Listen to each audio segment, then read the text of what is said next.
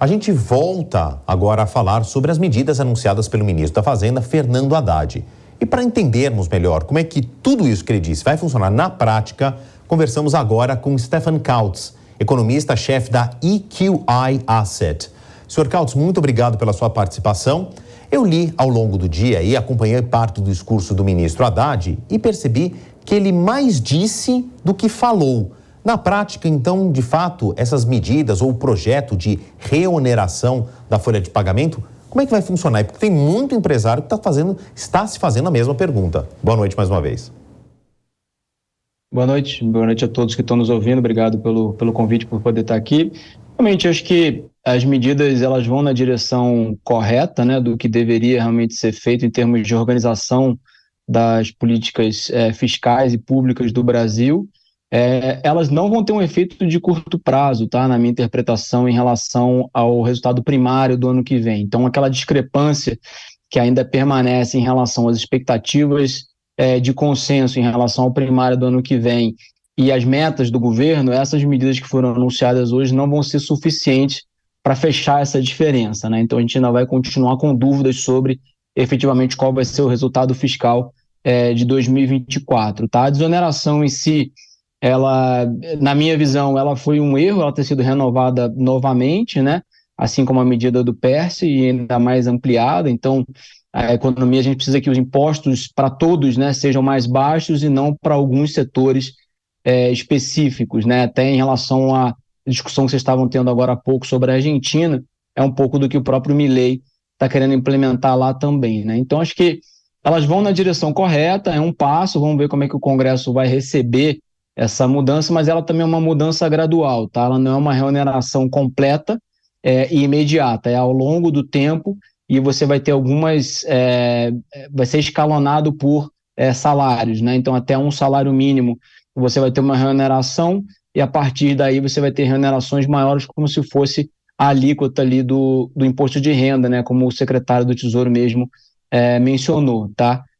Não necessariamente eu gosto dessa abordagem, mas entendo que a política como um todo é um pouco melhor do que o que a gente tinha hoje em relação a uma desoneração específica por setores e não mais ampla como a gente pode ter no futuro quando a reforma tributária for implementada.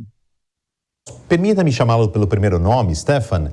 Queria colocar dois fatos em dois pratos da balança, né? Quando surgiu a desoneração, havia um projeto disso gerar mais empregos.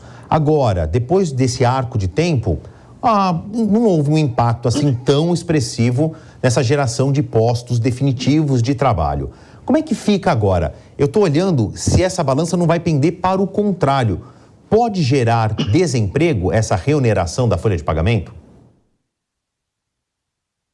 Olha, não acredito, basicamente, porque quando a gente observa um estudo recente que o IPEA, né, fez em novembro agora desse ano, iniciozinho de dezembro, analisando os setores, né, que receberam os benefícios da desoneração e no mesmo período quais os setores que mais contrataram e os que mais demitiram, alguns dos que receberam o benefício da desoneração, inclusive, foram dos que mais demitiram, né?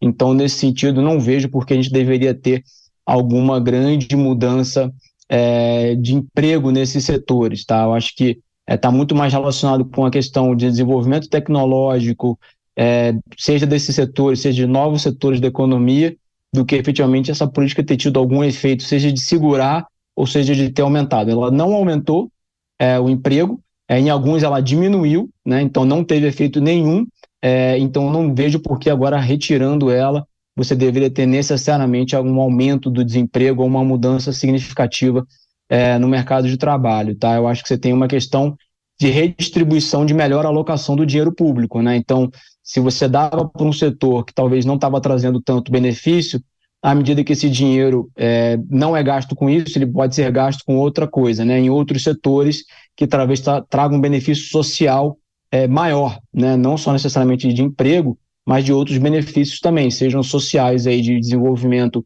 educacional ou, de repente, reduzir impostos que aumentem o bem-estar da população. Então, assim, tem outras políticas muito mais eficientes do que essa que está sendo implementada aí da desoneração e que não teve sucesso, então não fazia sentido ser renovada e eu não acredito que com o fim dela ela vá ter grande alteração no mercado de trabalho, não.